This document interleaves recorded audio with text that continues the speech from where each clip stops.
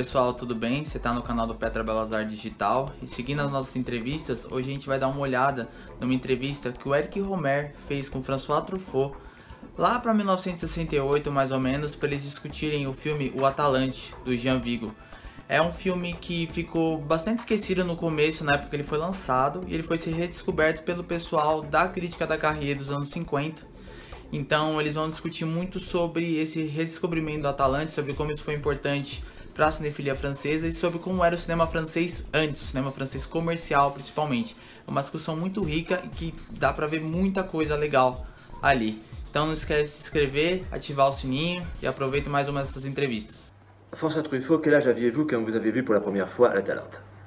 Oh, probablement 16 ans, 17 ans. Donc vous aviez l'âge qu'ont les élèves qui verront cette émission. Absolument, oui, c'est vrai. Oui, c'était une grande surprise parce que je n'avais pas lu beaucoup de livres sur le cinéma. J'avais fait confiance à un programme de ciné-club, le ciné-club de la Chambre Noire. Et on disait programme Jean Vigo, je sais pas, je suis allé de confiance parce que je fréquentais le ciné-club depuis quelques semaines. Et je crois que nous avons vu à la même séance Zéro de conduite et l'Atalante. C'était stupéfiant pour moi qui avais vu des films depuis 5 ou 6 ans. D'abord les films français pendant l'occupation, puis les films américains à la Libération, les films américains nouveaux et les films américains d'avant-guerre qui ressortaient. Et j'avais commencé par admirer surtout les films français, puis après surtout les films américains. Dans les plus importants, était quand même Citizen Kane, par exemple. Après la Libération, c'était le cinéma d'Orson Welles. Et là, je découvrais une chose absolument incroyable, nouvelle et bouleversante, je dois dire. Vraiment, j'ai ressenti une impression très très forte, sans me préoccuper tellement des années. J'ai dû après chercher, je ne me rappelle pas comment j'ai procédé, j'ai dû chercher de la documentation, me renseigner, mais c'était vraiment un très grand choc, oui. Je crois parce qu'on est sensible à la réalité.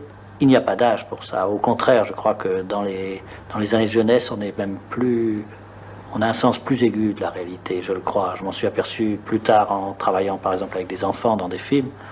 Les acteurs enfants ont un plus grand souci de réalité que les acteurs adultes. Donc je crois que c'est pareil pour le spectateur.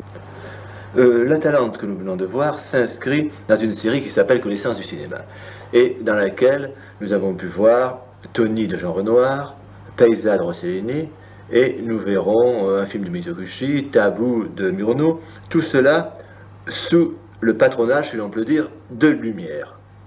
Est-ce que vous pensez que Vigo peut s'inscrire dans cette tendance Lumière du cinéma? Oui, j'aurais pas tellement d'idées là-dessus, mais enfin je crois que oui, forcément. Enfin tout le monde se réclame de la réalité, tout le monde veut atteindre une certaine vérité, une certaine réalité. Il est certain que Vigo l'a atteint plus que les autres, plus crûment, en tout cas en ce qui concerne par exemple la réalité charnelle, qui n'a jamais été poussée aussi loin que chez lui. Et alors même ce film, qui a maintenant 35 ans d'âge, n'a pas été dépassé sur le plan de je sais pas, de la réalité de la peau par exemple. Enfin de la réalité charnelle, physique certainement. Oui, c'est cela qui fait pour vous un des grands mérites de Vigo. C'est un grand mérite parce que c'est presque comme un secret, c'est-à-dire qu'on ne sait pas comment ça vient, ça ne s'apprend pas. Et c'est aussi évidemment ce qui frappe quand on voit ce programme Lumière qui a été retrouvé récemment et que Henri Langlois a pu reconstituer, dont il fait un programme d'une heure, une heure sans histoire, où on voit simplement des gens passer en bicyclette ou faire leur marché. On est étonné, on a l'impression que le secret s'est perdu, qu'entre-temps, qu'au fur et à mesure que le cinéma s'est raffiné, il a perdu un espèce de contact avec la réalité. Et on le retrouve ça de temps en temps, justement, chez les cinéastes que vous avez cités. On le retrouve dans Tony, on le retrouve dans l'Atalante. Oui, en somme, ce mérite de Vigo est en même temps un mérite essentiel du cinéma. Oui, c'est un très grand mérite, surtout... Ah oui. Enfin, aussi par rapport à si on le replace dans son époque, et même en dehors de son époque, puisque au moment de l'Atalante, au fond, je crois que le cinéma français, enfin en dehors de Renoir, était vraiment dans les nuages, enfin était vraiment... Alors il y avait un cinéma dit commercial qui était, je crois, très faible et qui était vraiment un sous-produit probablement de la littérature et du théâtre, surtout au moment de cette invention du parlant. Il y avait une avant-garde qui finissait, je crois, qui se terminait et qui était elle-même en dehors du cinéma. Vigo a peut-être été le premier cinéaste d'avant-garde professionnel, à vrai dire, il a été le seul parce que pendant longtemps, L'avant-garde au cinéma, c'était simplement la manifestation de curiosité pour quelques mois d'un peintre ou de quelqu'un qui, à la faveur du mécénat, s'amusait à faire un film, ou comme Cocteau, qui était quand même d'abord un écrivain faisant de son un poète, tandis que Vigo, je crois, a été le premier cinéaste d'avant-garde professionnel, un peu comme Godard maintenant, par exemple, puisqu'entre-temps, je crois que c'est une chose qui avait disparu d'ailleurs, cette idée d'avant-gardisme à l'intérieur de la profession. De sorte qu'il y aurait une communauté d'esprit entre Vigo et les cinéastes les plus récents. Je crois, oui. En fait, l'influence... Vigo aurait dû avoir une grande influence sur le reste du cinéma, qu'il n'a pas eu probablement parce qu'il est mort très jeune et que les films, les 2 longs métrages d'Héros de conduite, a été interdit par la censure pendant plus d'une vingtaine d'années, et La Talente n'a eu aucun succès, et pratiquement a été mis dans les tiroirs. Si Vigo avait continué, je pense qu'il aurait eu forcément une influence sur le cinéma, comme Renoir a eu une influence sur Duvivier, enfin, ou sur les gens autour de lui. Et ça n'a pas eu lieu, et je crois que finalement, le cinéma de Vigo, oui, on peut dire qu'il s'est réveillé en 1959 avec la Nouvelle Vague, parce que c'est ce qui est le plus proche, ça, je crois, oui. Moi, je crois que le fils de La Talente, c'est à bout de souffle, ça, vraiment, je crois qu'entre les deux, il y a eu un cinéma souvent vivant et intéressant, mais qui n'était plus le même. Oui, vous voulez dire à cause de ce mélange précisément qu'on retrouve chez Godard, disons, de la réalité et de la poésie. Oui, et aussi de journal intime, et aussi d'intimité. Par exemple, il y a tout un aspect de La Talente. On est souvent distrait par le matériel extérieur. On se dit, oui, La Talente, c'est une histoire de péniche, avec la nuit, des nuages et des fumées, des choses à contre-jour. Mais on oublie aussi que c'est un des rares films sur le couple, et sur un couple jeune, c'est-à-dire sur la difficulté des premiers mois de mariage, par exemple. Pour moi, ça en fait quelque chose d'assez unique, ne serait-ce qu'à cause de ça. Et ce sujet n'avait pas été traité par d'autres cinéastes? J'ai l'impression que non.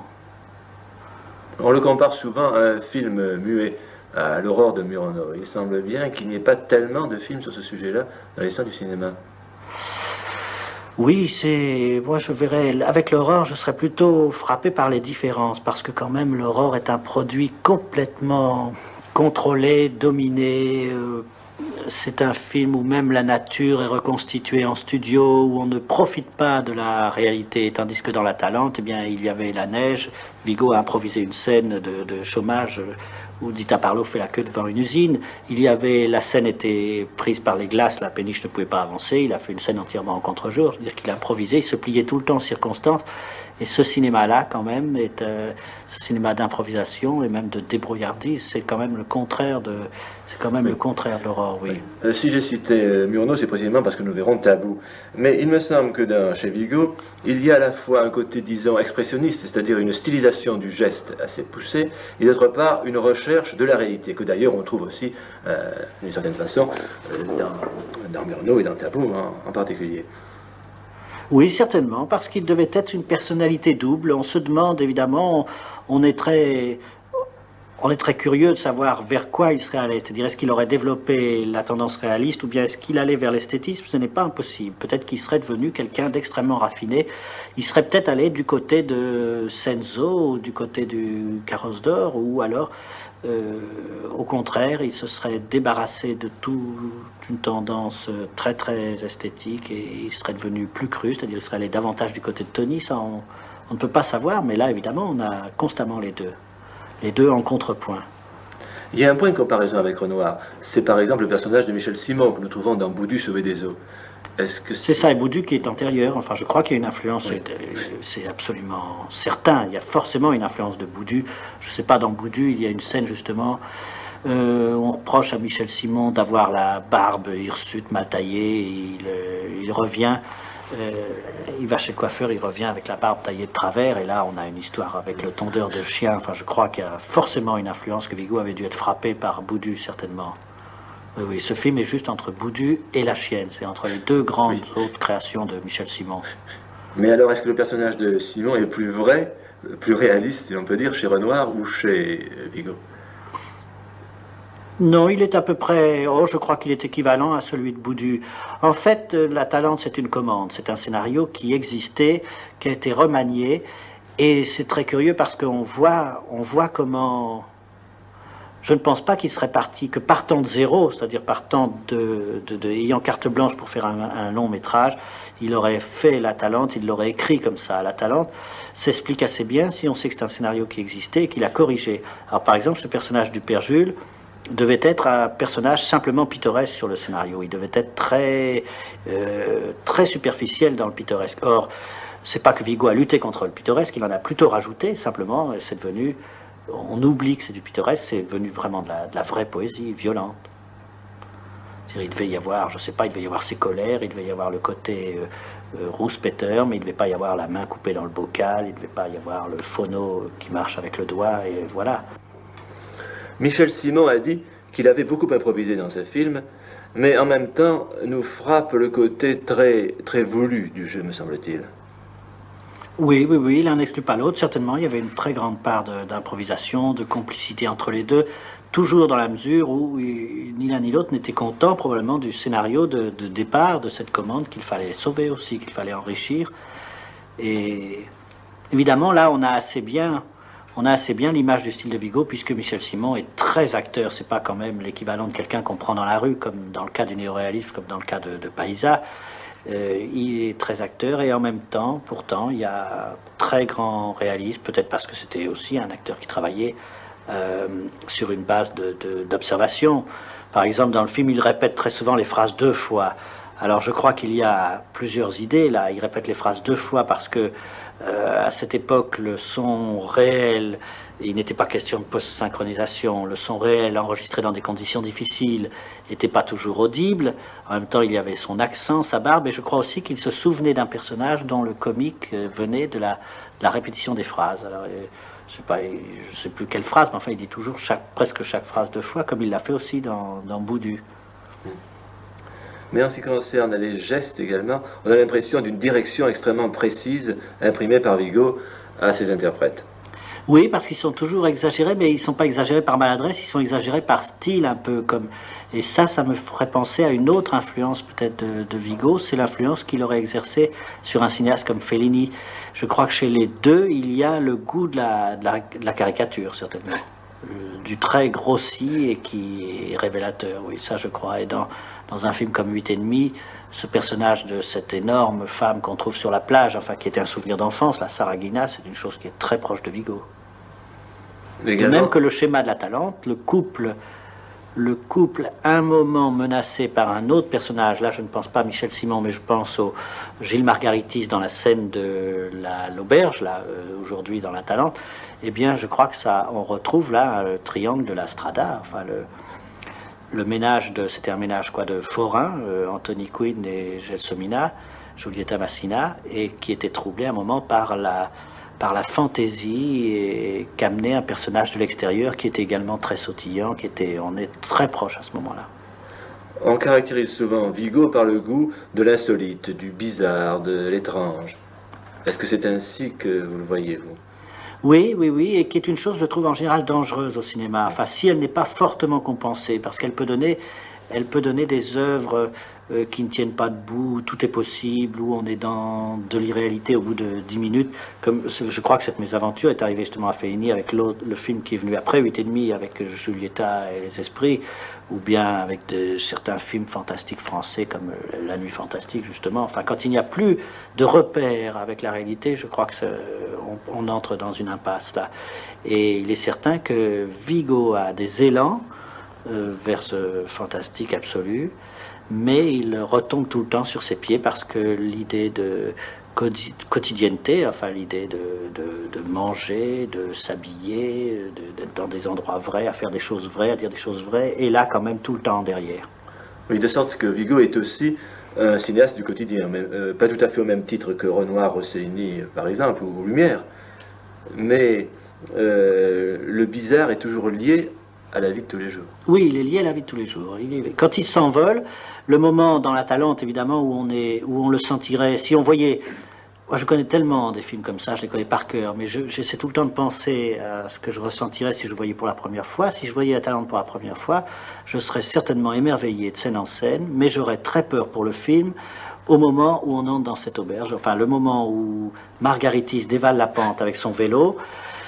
Je sais que j'aurais peur pour le film maintenant, en le voyant maintenant, je me dirais, ah ben voilà, le film va peut-être s'écrouler, il est en grand danger. Et il y a d'ailleurs sûrement eu des choses bizarres avec le montage, enfin je ne pense pas que ce que nous voyons sur l'écran était absolument concerté à ce moment-là, parce que même l'ordre des plans est étrange. À partir de là, l'écriteau sur la porte, on entre dans cette taverne au moment où elle semble se vider, que des gens en sortent, et pourtant dans la scène qui suivra à l'intérieur, on retrouve beaucoup de gens. Et seulement, il y a quand même une qualité de détail formidable. Ce serait le petit discours que fait le camelot, justement, à la jeune femme, la violence du patron qui veut le chasser, tout ça, ça sauve, et puis le film reprend, après repart sur ses rails. Mais ça sauve de quel danger? Vous voulez peut-être dire du danger de littérature? Oui, du danger de l'excès de... Je pense à la phrase de Mac Jacob, et le voyageur tomba frappé par le pittoresque, voilà. Oui, il y a toujours un moment où le pittoresque, quand il est justement frappant, eh bien, tue l'art, enfin, plus rien n'existe. C'est ce qu'on pourrait reprocher à certains des disciples actuels de Vigo, cet amour exclusif du pittoresque. C'est possible, oui, oui, c'est possible, c'est le danger en tout cas. Mais en somme, vous ne voyez pas d'influence littéraire. Enfin, on a souvent rapproché Vigo des surréalistes, par exemple. Oui, de tout, on peut le rapprocher. Oh, on peut le rapprocher aussi de Jarry, on peut le rapprocher de Rimbaud, de Radiguet. Voilà, la comparaison avec Radiguet me séduisait davantage parce qu'on avait, avec Radiguet, on avait Le Diable au corps, qui est une première œuvre complètement autobiographique, comme Zéro de conduite est autobiographique, et le second qui est au contraire un effort pour partir sur des choses qu'on ne connaît pas. Et c'est le bal du comte d'Orgel pour Radiguet, c'est la Talente pour Vigo, c'est-à-dire une commande, c'est une... le bal du comte d'Orgel, c'était une commande au fond que Cocteau avait faite à Radiguet, il lui avait dit, et Radiguet disait à ce moment-là, il faut tourner le dos à l'avant-garde et faire autre chose. Et dans cette mesure-là, je trouve qu'il y avait une progression très nette entre Zéro de conduite et la Talente, même si beaucoup de gens préfèrent Zéro de conduite comme étant plus personnel. Ce qui rapprocherait Vigo des surréalistes plutôt que de Radiguet, à mon avis, c'est que Vigo est un poète, alors que Radiguet est davantage un romancier. Oh oui, mais c'est un romancier complètement poétique, parce que Le Diable au corps est fait, je sais pas moi, de 150 images de comparaisons qui sont absolument des comparaisons poétiques. Mais... Comme le premier baiser des amants comparé à l'aimant et à un aimant avec la limaille de fer et des choses comme ça, oui. Oui, mais Vigo lui aussi s'intéresse très peu. C'est la prose poétique dans les deux cas. Dans les deux cas, ça. Vigo s'intéresse assez peu à son histoire, à l'histoire qu'il raconte. Je suis pas sûr. Vous n'êtes pas si sûr? Non. Dans la Talente, vous pensez qu'il ne s'intéresse pas à l'histoire? Il s'intéresse aux personnages qui sont, en fin de compte, assez... Moi, je trouve que le sujet est traité, la Talente. Enfin, ça dépend. Quel est le sujet de la Talente? Je ne sais pas, évidemment. Est-ce que c'est une péniche? Non, je ne crois pas. Le sujet, moi, je considère que c'est la difficulté pour un couple de s'adapter à une vie qui est nouvelle pour eux deux. Voilà. Pour elle, qui était une paysanne et qui doit maintenant vivre dans un endroit extrêmement renfermé avec ses voyages et avec cette vie itinérante et ingrate, et puis pour lui de s'adapter au mariage parce il avait un esprit vieux garçon avec voilà. Mais de sorte que pour vous, alors la Talente, c'est un bon scénario.